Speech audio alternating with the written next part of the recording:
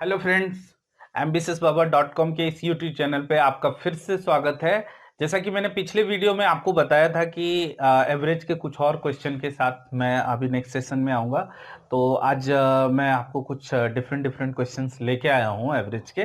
तो आज के वीडियो में, जैसे पिछले वीडियो में हम लोगों ने क्या देखा था, एवरेज का बेसिक कंसेप्ट, कुछ शॉर्टकट ट्रिक देखे थे, उसको अप्लाई करने के लिए किस कैसे कैसे क्वेश्चन में अप्लाई कर सकते हैं।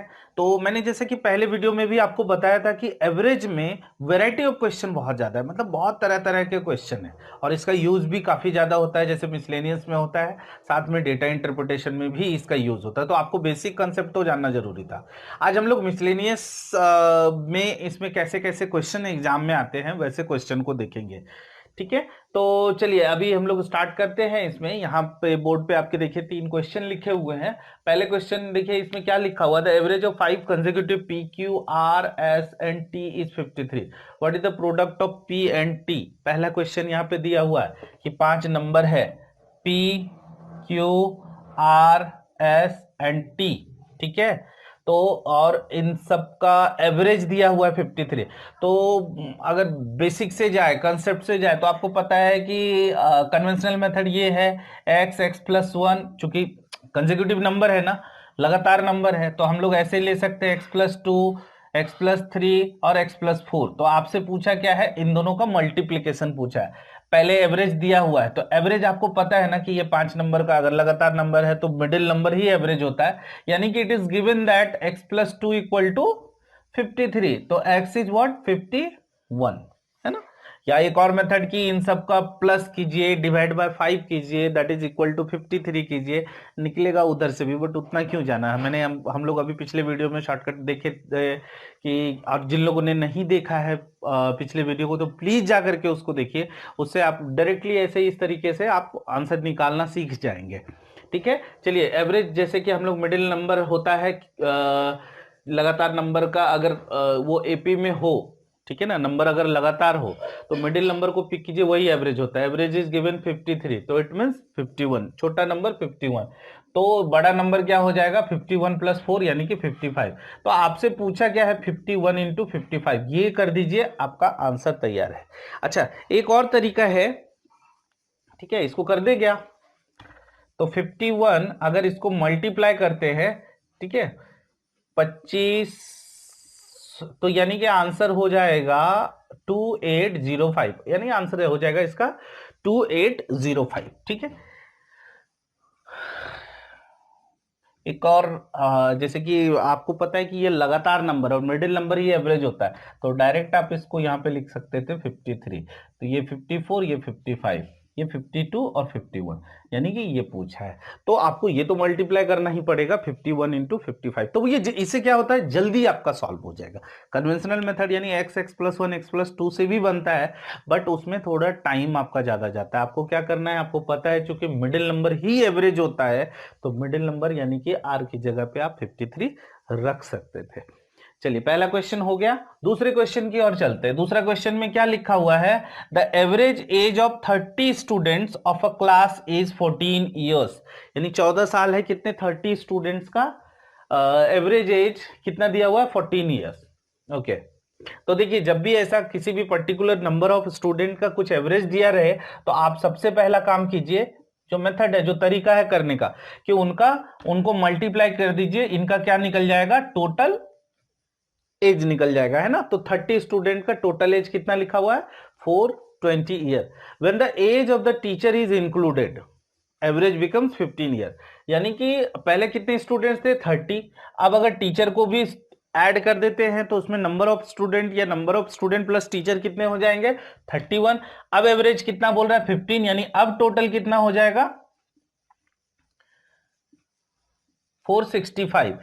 तो अगर, चूंकि हमें पता है 30 स्टूडेंट का टोटल एज है 420, टीचर को इंक्लूड कर दिया गया तो 465, अगर माइनस कर देंगे स्टूडेंट का एज तो हमें क्या निकल जाएगा, टीचर का एज। अच्छा, ये तो एक तरीका हो गया, कि ये तो एक तरीका जो अपना कन्वेंशनल मेथड है, उससे अगर हम लोग चलेंगे तो इस तरीके से बना सकते हैं। लेकिन अगर हमें इस तरीके से नहीं बनाना, कुछ चीजें समझ के बनाना है, तो कैसे बना सकते हैं, देखिए फ्रेंड, 30 स्टूडेंट का एवरेज एज कितना है 14, है ना। अब जब एक 31वां पर्सन यानी 31st पर्सन उस ग्रुप में इंक्लूड हुआ तो क्या किया उसने, एवरेज एज सबका बढ़ा दिया, है ना। पहले एवरेज कितना था 14, अब एवरेज कितना बढ़ा दिया, एक एक साल सबका बढ़ा दिया। तो यानी कि जो पर्सन आया होगा, है ना, जो पर्सन आया होगा वो नो डाउट हर किसी का एक एक साल कैरी करके आया होगा ना, तभी तो हर किसी का एक एक साल एवरेज एक एक साल एज बढ़ गया, यानी कि एवरेज एज बढ़ गया। अच्छा, 31 स्टूडेंट का एक साल से एवरेज एज बढ़ गया, मतलब कि 31 साल एक्स्ट्रा लेके आए। तो जो पुराना एज था, पुराना एवरेज एज था, वो तो उतना तो लाएगा ही लाएगा, लेकिन एक्स्ट्रा वो कितना लेके आया, चूंकि वो इंक्रीज हुआ तो इट मींस वो एक्स्ट्रा भी लेके आया। कितना लेके आया, जितने नंबर ऑफ स्टूडेंट है उतना एज वो एक्स्ट्रा लेके आया है, चूंकि वो एक साल इंक्रीज कर रहा है। तो जितने स्टूडेंट है उतना उनके एवरेज में ऐड कर दीजिए, यही उनका टोटल रहेगा। तो यानी कि आपको ये सब कैलकुलेशन करने की जरूरत है नहीं। ऐसे क्वेश्चन में एक बार इस क्वेश्चन को फिर से पीछे जाकर के फिर से देखिएगा कि मैंने कैसे इसको सॉल्व किया है। अगर मैं एग्जाम में ऐसे सॉल्व करूंगा ना तो फ्रेंड प्लीज समझिए इसको कि अगर कितना पहले मैं यहां देखूंगा कि टीचर के आने से एवरेज कितना बढ़ रहा है, यानी एक साल बढ़ रहा है, बराबर ना, एक साल एज बढ़ रहा है। तो मैं सिंपल ऐसे करूंगा 30+1 जो नया टीचर यानी 31 प्लस उसका जो पुराना एवरेज है वो ऐड कर दूंगा, डायरेक्ट आंसर। मतलब बहुत कैलकुलेशन करने की जरूरत नहीं है। तो एग्जाम में इस तरीके से चुटकियों में इसको सॉल्व कर सकते हैं, है ना। तो चीजों को समझिए, ऐसे क्वेश्चन बहुत बार आएंगे। नेक्स्ट क्वेश्चन देखते हैं, थर्ड नंबर। थर्ड में क्या लिखा हुआ है, 5 years ago average age of A B C and D was कितना, 45 years। यानी कि ये चार लोगों का टोटल एज कितना था। चलिए पहले मेथड देख लेते हैं हम लोग। चार लोगों का टोटल एज कितना था, तो 45 इंटू 4 करेंगे, कितना हो जाएगा 180, है ना, बराबर 180। लेकिन ये कब था, ये 5 साल पहले था। अभी कितना होगा, 5 साल ऐड करना है, जी नहीं, हर किसी का 5-5 साल ऐड करना है ना, हर कोई 5-5 साल बड़ा हुआ होगा। तो 5 × 4 यानी कि 20 साल आपको ऐड करना पड़ेगा। तो टोटल कितना एज हो जाएगा 200, है ना, बराबर लिखा है मैंने। तो ए बी सी डी का जो 5 साल पहले एवरेज एज था वो 45 था, तो 45 इंटू 4 किए 180 प्लस 20 बराबर 45। अब क्या बोला, with E joining them average becomes कितना 49। तो टोटल अभी टोटल कितना है अभी प्रेजेंट में 200। अभी वो ई आया तो अब एवरेज कितना हो गया, तो 49 इंटू 5 कर देंगे, बिकॉज मेंबर 5 हो गए ना, 45 टू 45 बराबर ना। तो इसमें क्या पूछा है, हाउ ओल्ड इज ही, तो आपको पता है बाकी चारों का टोटल एज कितना है 200 है, चारों का टोटल एज माइनस कर देंगे तो कितना आ जाएगा 45 आ जाएगा, बराबर है। समझ में आया इसमें। तो इस तरीके से क्वेश्चन नंबर थर्ड को भी सॉल्व कर सकते थे।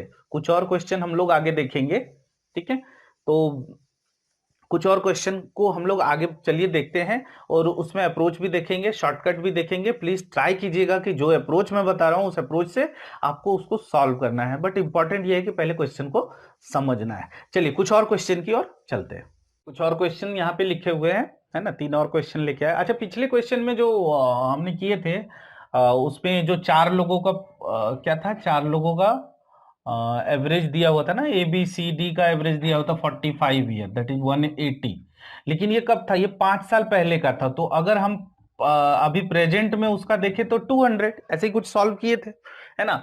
तो प्रेजेंट में उसका एवरेज क्या हो रहा है, प्रेजेंट में उसका, अगर एक दूसरा अप्रोच में बता रहा हूं कि प्रेजेंट में जो उसका एवरेज है वो कितना हो जाएगा 50 है। अच्छा, जो पांचवा पर्सन यानी कि ई जब इंक्लूड हुआ उसमें, तो वो कितना उसके आने के बाद ऑन एन एवरेज ग्रुप का एवरेज कितना हो गया, ग्रुप का 49, है ना, 49 उसके ग्रुप का एवरेज हो गया। पहले उसके ग्रुप का एवरेज कितना था 50। नो डाउट अगर आप मान लीजिए जाए कि उसमें आपको कैलकुलेशन नहीं करना, देखिए पहले उसका एज था 50 एवरेज एज, अभी जब वो ई आया तो पूरे ग्रुप का एवरेज एज हो गया 49, यानी कि एक साल जो एज है वो कम कर दिया। कितने लोगों का, चार, और एक पांचवा जो आया यानी 5। तो ये पर्सन जो आया होगा पहले जो एवरेज एज होगा उससे 5 साल कम एज लेके आया होगा। ऐसे भी डायरेक्टली आप चाहे तो निकाल सकते हैं। तो यानी कि 50-5 लिखेंगे तो डायरेक्टली आप 45, तो उसमें डायरेक्टली आप यहाँ पे 45 - 5 नहीं कीजिएगा तो वो उसमें गड़बड़ हो जाएगा। ठीक है ना। तो आपको प्रेजेंट का निकालना है बिकॉज कि वो प्रेजेंट में कम कर रहा है। चलिए नेक्स्ट क्वेश्चन हम लोग यहाँ पे क्वेश्चन नंबर 4 की ओर चलते हैं। यहाँ पे क्या लिखा था, average monthly salary of 20 employees, है ना। The average monthly salary of 20 employees is 1500 if the manager salary is added average salary increased by 100 rupees. तो अगर मैनेजर सैलरी को ऐड कर दिया गया है तो एवरेज सैलरी कितना बढ़ गया, 100 rupees. What is the manager salary. अच्छा, इसको पहले अगर मेथड से बनाना चाहेंगे तो 20 इंटू 1500 करेंगे तो ये कितना हो जाएगा, 30,000। अगर मैनेजर की सैलरी यानी कि पर्सन कितने हो गए, 21, तो एवरेज सैलरी कितना बोल रहा है, 1600। अगर ये मल्टीप्लाई कर देते हैं तो कितना हो जाएगा, 16, 32 और 1 33,000। तो इससे क्या निकल गया, माइनस कर देंगे तो मैनेजर की सैलरी निकल जाएगा। या दूसरा तरीका है जो आसान तरीका है, पहले एवरेज कितना था सैलरी का, 1500 रुपया।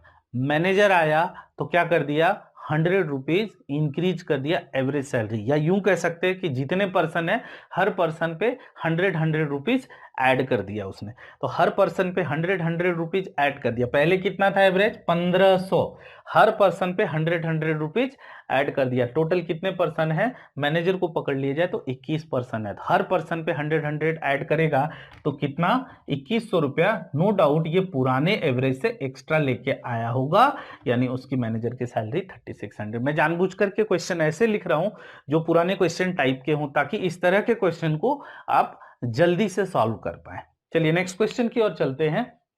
Question number 5।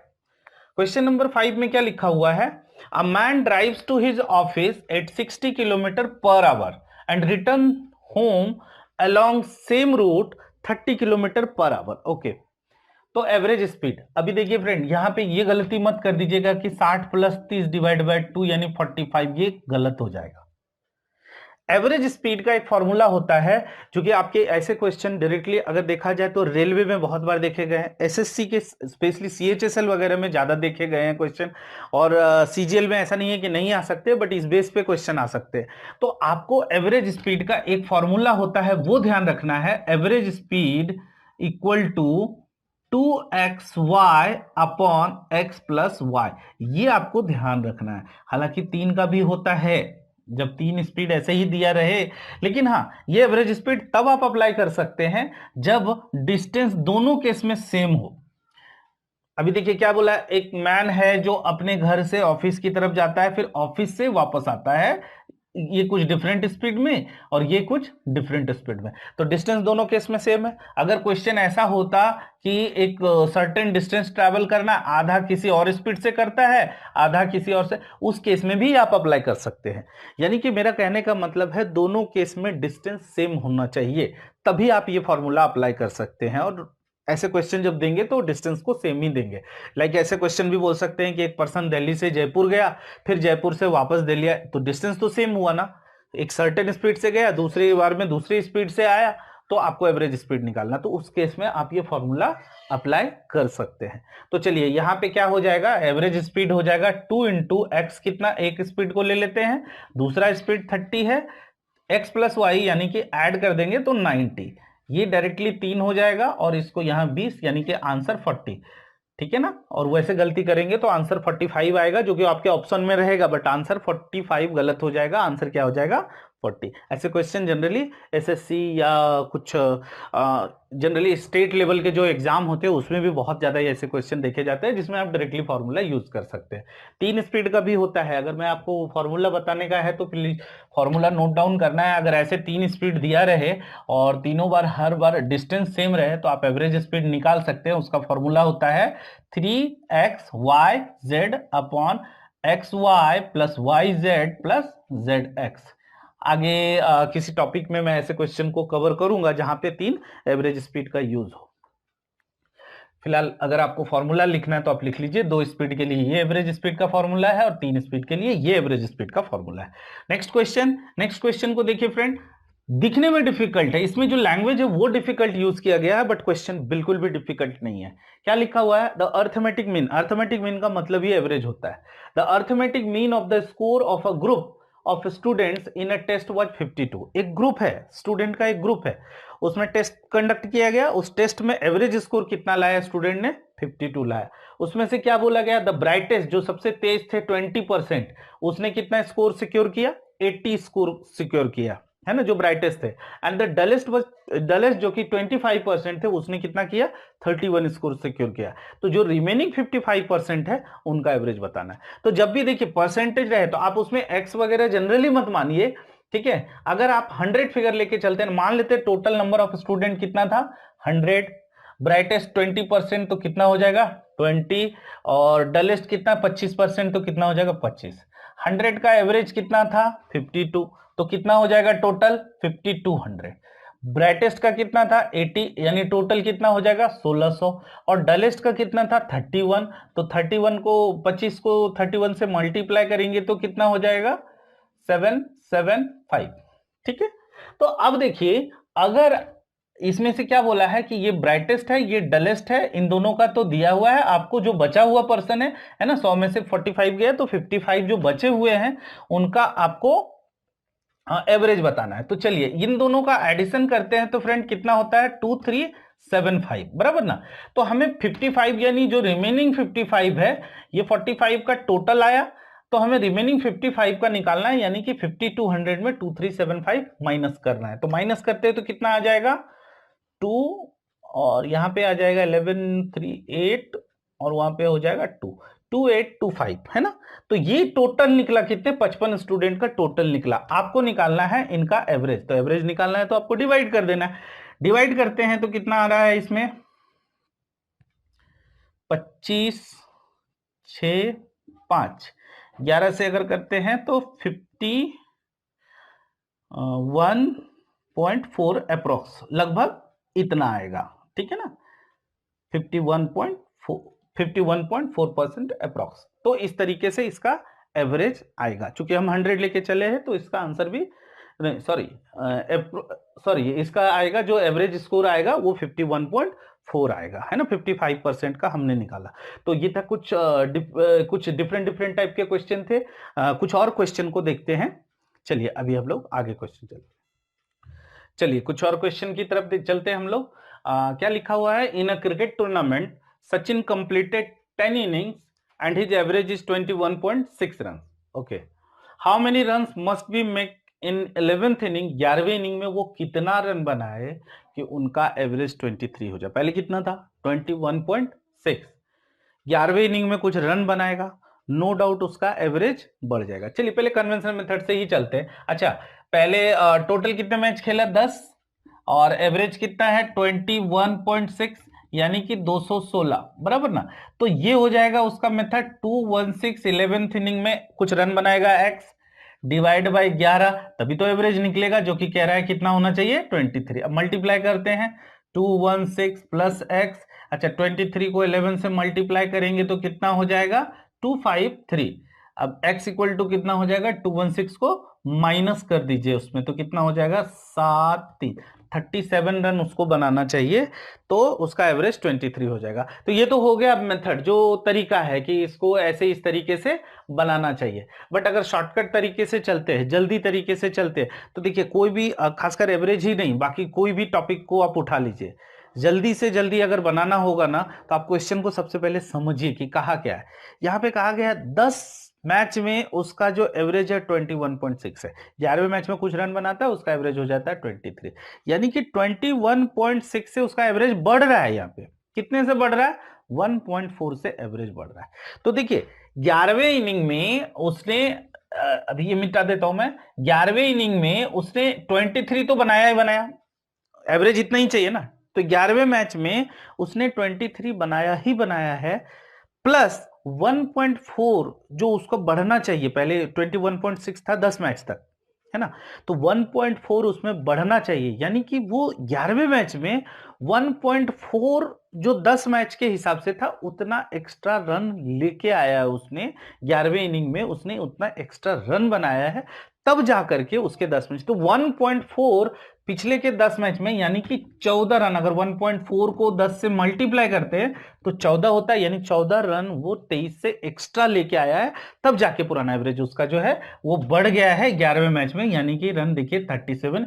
यानी कि अब कैलकुलेशन करने की भी जरूरत नहीं है, डायरेक्टली ऐसे भी करना चाहे तो हो सकता था। ठीक है, चलिए नेक्स्ट क्वेश्चन की तरफ चलते हैं। नेक्स्ट क्वेश्चन यहाँ पे क्या कह रहा है, the mean of 100 observation, it is given that mean of 100 observe, mean मतलब एवरेज, was calculated as 40, 40 की तरीके से उस 40 उसको एवरेज दिया गया, देखा गया उसमें। It was found later on that one of the observation was misread, क्या 83 मिसरीड किया गया इंस्टेड ऑफ कितना 53, द करेक्ट मेथड। देखिए इसको भी शॉर्टकट से भी बन सकता है, बट पहले मेथड बता देता हूं। पहले एवरेज जो था वो गलत एवरेज, जो गलत एवरेज कितना कैलकुलेट किया गया 40 इंटू 100 यानी 4000, बट ये गलत था। क्यों गलत था, क्योंकि उसने 83 कैलकुलेट किया था, किसकी जगह पे 53। अच्छा फ्रेंड 83 कैलकुलेट किया था, जबकि करना कितना था 53, तो एक्स्ट्रा कितना कर लिया उसने 30, यानी कि ये जो आया है ये 4000 जो आया है वो कितना एक्स्ट्रा आया है 30 एक्स्ट्रा आया, तो 30 माइनस कर देंगे तो आ जाएगा ना अपना, ये टोटल आ जाएगा ना कितने का 100 का, 100 ऑब्जर्वेशन का टोटल कितना आ जाएगा 3970। तो क्या पूछा है एक्चुअल मीन, यानी एक्चुअल करेक्ट मीन, जो करेक्ट एवरेज है, तो क्या करना है इसको 100 से डिवाइड कर दीजिए, आपका एक्चुअल मीन आ गया, है ना, मीन आ गया। दूसरा तरीका ये था कि जब 83, ये तो तरीका था, ठीक है। दूसरा तरीका ये था कि उसने 53 की जगह 83, यानी एक्स्ट्रा कितना कर लिया उसने 30 उसने एक्स्ट्रा कर लिया। कितने ऑब्जर्वेशन में उसने 30 जो इंपैक्ट करेगा 100 ऑब्जर्वेशन में वो इंपैक्ट करेगा। तो 30 डिवाइड बाय, अगर 100 करते हैं, ये दूसरा मेथड में बता रहा हूं, तो 0.3 उसके जो पहले के जो एवरेज है उससे एक्स्ट्रा कैलकुलेट हो जाएगा ना। तो पहले कितना था 40, उसमें अगर 0.3 को माइनस कर देंगे, 0.3 को माइनस कर देंगे तो ये आपका करेक्ट मीन आ जाएगा, यानी करेक्ट एवरेज आ जाएगा। तो आपको ये सब मल्टीप्लाई करने की जरूरत नहीं है, आप दोनों तरीके से इसको समझिए। एंड फ्रेंड मेरा सजेशन है कि डायरेक्ट शॉर्टकट जाने से पहले कंसेप्ट को भी देखना जरूरी है।